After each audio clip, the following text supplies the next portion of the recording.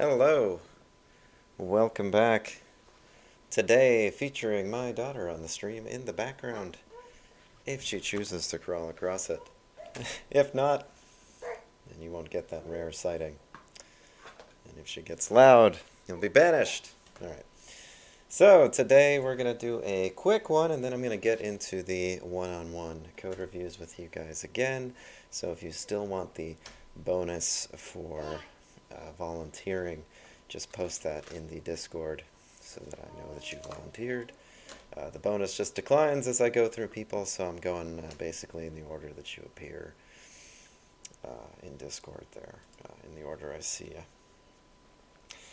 Okay, so today we're going to look at good technical arguments, how to make them for industry, because making them for academia is going to be pointless to most of you. I think most of you are probably not considering graduate school. That's why this class didn't focus too much on technical writing for academia. You probably had enough of essay writing in your high school and other careers anyway. So let's look at how to make technical writings for industry. This is also basically what I want you to do for the final paper as well. Make an argument for your boss, your coworkers. This is the kind of thing that you're going to be doing if you're doing anything at all. Most of the time it's going to be a lot less formal, but the whole 10-page limit thing, that's probably a little bit long. That's because this is an academic thing and it's the final project for your course. But I don't think it's unusual to write 4 or 5 pages with some figures and things like that. Now, normally you're not going to be making your own figures. You're going to be finding them, and that's fine here too. But this is not a skill that you should completely blow off. It's going to be something that's important to you. First of all, if you want to get into professional typesetting, if you want to be a professional writer, if you want to go to grad school, if you want a career in technical writing, or if you just want your writing to stand out among other people, so if you just want to become a good writer in terms of how your writing appears, I recommend learning Latex. Latex is really easy if you're already a programmer.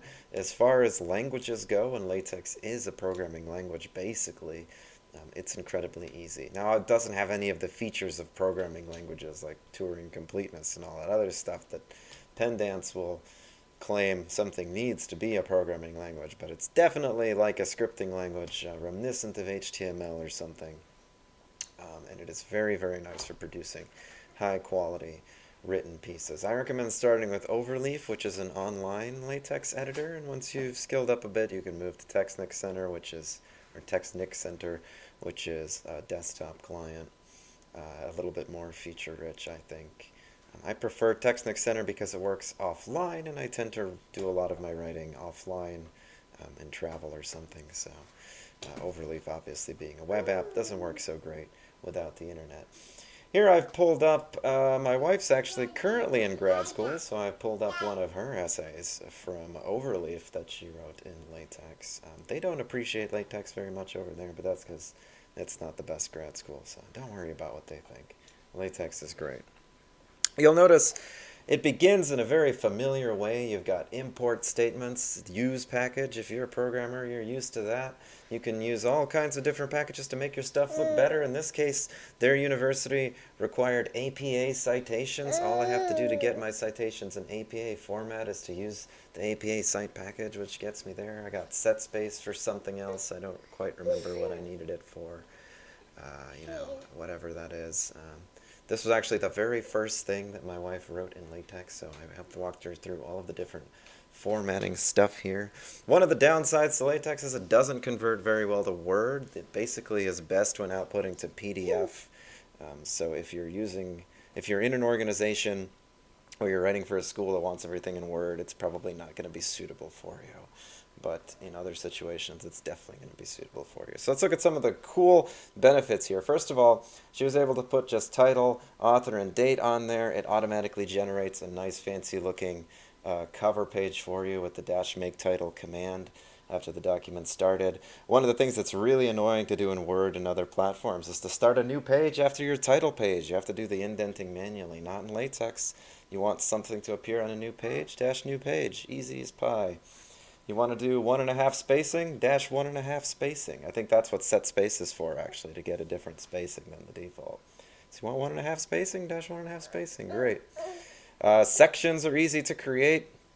right? The sections are automatically numbered. You can also automatically generate tables of contents and all of that. But the best feature of LaTeX by far is its ability to cite things. So you guys are going to be citing for your project. I recommend you do everything in Google Scholar. Let's say I want to look up something about cakes. Let's say oil techs and their biotechnical applications. I like this paper. I read it. I want to cite it. I click on these little cite doodads there, and I've got these options that I can copy and paste, but that's a pain in the butt to do in your word processor. Instead, you click this bibtex option. Bibtex works well with LaTeX, basically always integrated into the same platform. Copy that, paste it into your refs.bib directly. You got a bunch here already, right? And then whenever you want to cite it, you just use this little article name right there in order to cite it with the command /cite, and then that name that you pulled up there. When you compile LaTeX, it's not what you see is what you get. You have to compile it in order to see the output, obviously. You don't want to see all those slashes and everything. And when you compile it, it's automatically going to cite it for you in the manner that you've told it to. In this case, an APA. It's going to automatically generate that bibliography for you at the end if you use the /bibliography command. And that, of course, is incredibly convenient all around. So that's the number one thing that it's convenient for, is quick and easy citations. Math, it's also very convenient for math if you want to do any kind of mathematics like subscores and underscores and complicated formulas with superscripts. Very convenient for all of those things too. And if you need any help with LaTeX, if you want me to walk you through any commands or you just want to know how to do anything, just send me a DM anytime. I will walk you through how to do something that you might not know how to do. Let's go full screen for this slideshow so baby's not running around in it. All right, first of all, to make your technical argument for your industrial application, you're going to want to establish that you have researched it successfully enough that you are enough of an expert, you know what you're talking about, you know what the scheme is all about, you know how it works. Okay, so you want to at least establish your expertise to the point where it seems like you're competent in it. And then you want to show the costs and benefits. Nothing comes without a price. There's always a cheaper alternative. All right, Lily. You have to be banished from my room, so I will be right back while I banish my gremlin.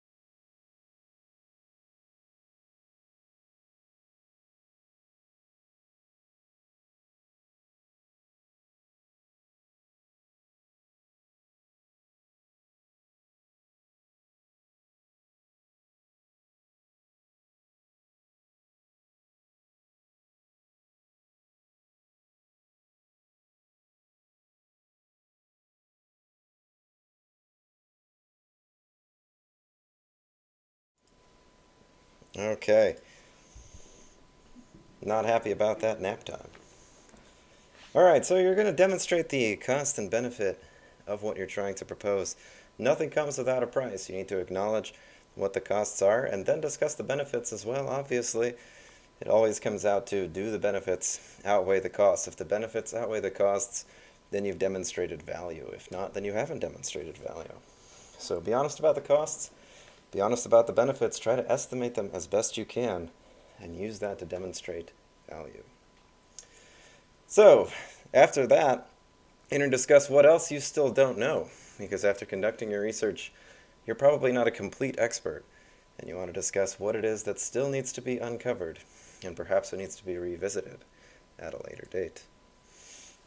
Tech is mostly just an applied economics, especially tech proposals, mostly just applied economics. There's a reason that we don't always use the best and the most expensive tools on every project. There's a reason that not every tool in the world is made of titanium, so you can't just Go to the hardware store and ask for a hammer, and they only have titanium ones in stock. It's true that titanium hammers are probably the best. It's light, it's hard, it's incredibly difficult to break, and it's also incredibly heavy and expensive. So you're probably not going to make everything out of that because it's just not suited mostly from a cost perspective. If you want an iron bar, it's going to cost you 10 times less than a titanium one. So let's say that you have something A and it's 20% faster than B, and you say, all right, let's use A. It's faster. It must be better, right? Well, it's better, sure, but it's also probably significantly more expensive. And what if it costs 50% more? Well, then that really depends, right? It depends on how important A's function is and how much our business depends on us being able to implement that function effectively. And as computer scientists, you might say, well, we don't know economics, and that's true, we don't. Your job is not to be an expert in economics and do the whole cost-benefit analysis in its absolute business terms. Your job is to demonstrate value the way that you can, using your expertise. So you want to describe the efficiency, the security, the ease of use. You want to make it easier for your managers to use the evidence that you give them in order to figure out how much it's going to cost in terms of dollars and how much it's going to benefit the organization. So you leave it to your supervisors to make the economic decisions, but you want to provide them the information that they are going to need to make those economic decisions well. So you are going to give them the information they need to see how much this is going to cost in terms of developer resources, just absolute money, if you can find that sort of thing. So if you're proposing, let's say, a cloud platform, what is our monthly expense going to be? That's something that business people aren't going to know. That's something that developers are going to know because they know how many bytes are outflowing and inflowing and what kind of database queries you're going to make and what the cost of those types of queries are. Those are questions that you have to help with answering. And don't forget that the alternative is often to do nothing. So that's pretty much what you're arguing with most of the time. Why shouldn't we do nothing? And nothing is always the cheapest option by default. Of course, nothing can get very expensive when something is a problem. Nothing has a cost that is often not known. But definitely doing something is going to cost more than doing nothing in the short term. And so you need to justify the cost of not doing nothing, the cost of implementing your thing. Does it have value? Now, if you're talking to your team is going to need good reasons why you want to use a particular technology, right? So like all tech people, you've already probably developed preferences too in technology, and your team is also going to have favorites. And some of those favorites, they might even be alternatives to what you're proposing. Or even worse, nobody cares at all about the topic, they have no favorite, and they also know nothing about it. Now, not only do you have to convince them that your platform is the right one, but to an extent, it's your neck on the line, so you really need to make sure that you know your stuff. And you're trying to educate everybody on why your platform is important and what are the features that matter and all of those different things. So you have double task in that point.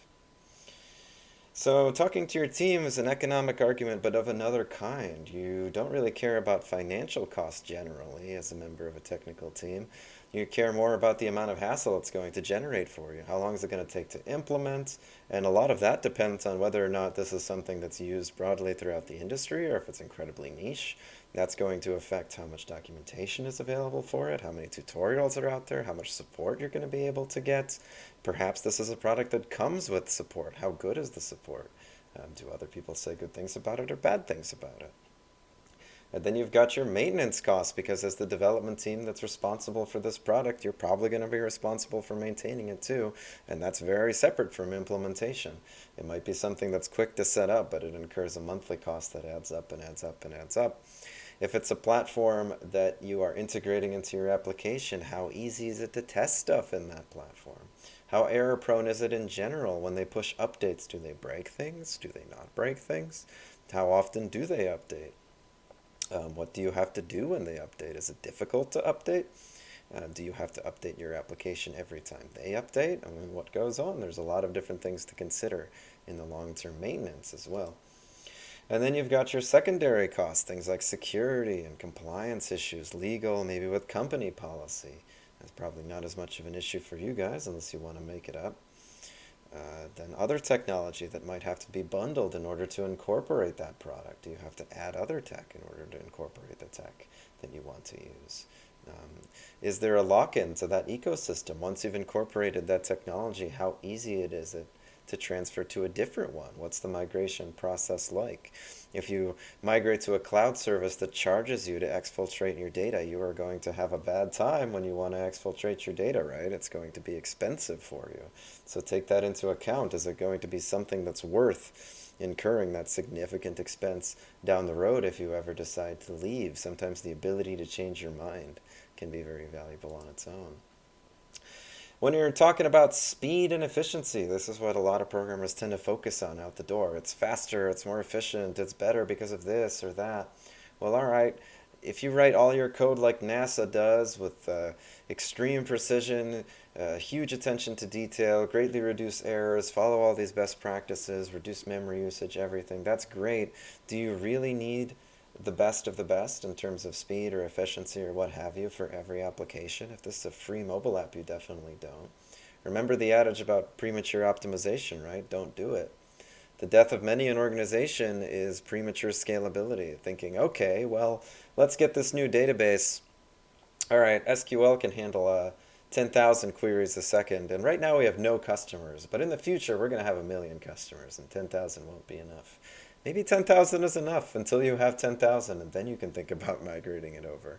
Yes, there will be an expense associated with that, but if you're in a position right now where you don't need to scale to a million, you shouldn't. And so as you're thinking about this, think, is this the kind of company, you're hypothetical, is this the kind of company that has a million users that needs tiny improvements in its optimization, or is this the kind of company that would probably need the easiest to use product?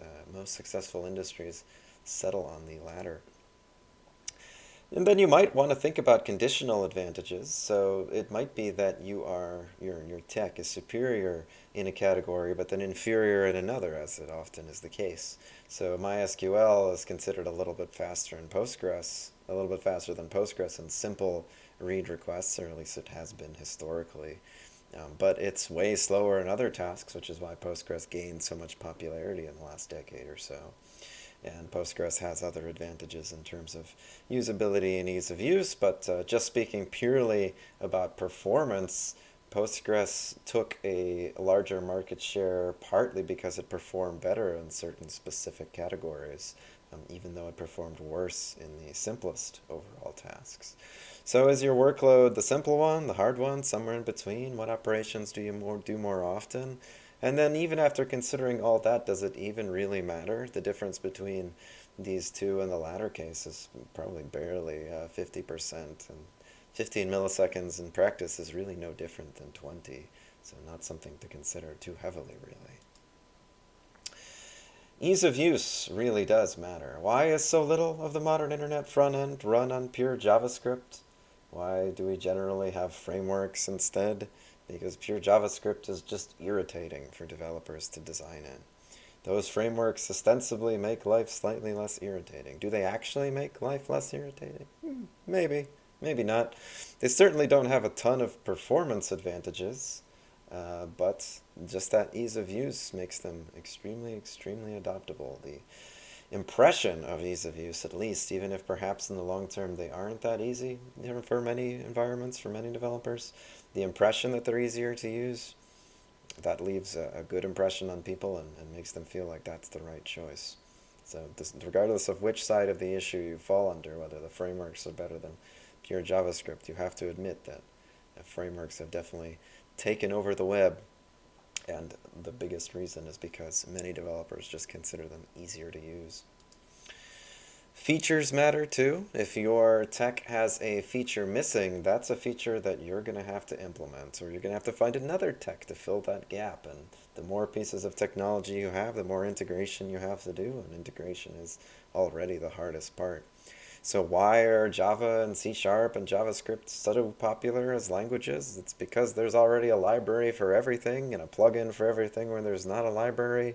They have all the features you need. That's why they're so popular. That said, the solution that has the least features but all the ones you want is usually the one that you're going for, because extra features come with an extra memory overhead and a performance cost that you don't want to pay unless you have to. So the least that still works is really the dream. Remember, you're trying to solve a problem. Remember that other tech exists to solve a problem. What problem does that tech solve, and how does it do it well? That is something that you're trying to address when you're talking to your team. What problem does this tech solve? Do we have that problem? And how is this going to solve that problem? Someone asked, if your tech doesn't have any results on Google Scholar, what do you suggest we use for research? So most techs probably won't, but the general category of your technology will. So if it's an Internet of Things thing, you can find articles on Internet of Things. If it's a web thing, you can find articles on web. All kinds of different information you can find on your general topic. Someone else asks, how necessary are citations? You should at least have a few, otherwise what's your argument? How can you justify your argument? I don't really care about the citations themselves that much, but you need to have some kind of data. And it can't just be the vendor's website saying this is great, it's faster than this, it's faster than that. You need some kind of proof or something to demonstrate that you have hard information to back up why you think that your thing is better than the alternatives, or why it's good or why it's not good. With no numerical information, your argument is pretty weak. So it's not really the number of citations or how deeply you go into them, it's just the fact that you have some quantitative data to express why you feel the way you feel. Beyond just obviously the claims on the vendor's website, where they're always going to say that they're superior to the alternatives. And if you are having a lot of trouble finding different resources, you can admit that there needs to be more discussion, that you need to look into the performance more. These are the tests that need to be run before we know whether we're going to adopt this or not. Maybe this is something that is too early in its development phase, and we should revisit this when the world has learned more about it. Successful tech companies are rarely the first adopters of technology. They adopt it somewhere like fifth, not first, not second, not third. But once a few of those startups have blazed the trail and paved it with their corpses, then the companies that are successful adopt the technology that's already a little bit mature and a little bit more bug-free. So discuss maybe what conditions need to be met before your tech gets a revisit down the road. And above all, don't be boring. Okay, you're used to your teachers and professors having to read your work and then grade it. And we don't generally grade you based on how interesting it is, but that ends, here. In the rest of your life in the real world, you have to fight for people's attention. People don't just read your stuff because they have to. They really don't. Even if it's their job, they really don't have to read your stuff. Even if they like your work, most people are busy and they will just skim. So you have to optimize your work for the smart and busy people who tend to skim it and whose opinions matter the most. Experts probably spend most of their career just learning how to skim. Now, good skimmable work has graphs, tables, lists, nice easy headers, short sentences, small paragraphs with big emphasis. There are all kinds of tricks that you want to learn to make your work skimmable. Start now. And if people hate your work, they're just not going to read it at all. They're going to give up after a short skim because they don't like it. And again, they're not under any obligation in the real world, generally speaking, to read what you write, especially if it's like a proposal.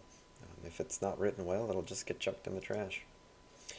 And that's pretty much all I have to say on that topic. So we will resume the one-on-one, starting with the first volunteer today. Any questions, hit me up in either chat. And feel free to work on either your final papers or your senior design projects as you are awaiting your one-on-one. All right, see you guys.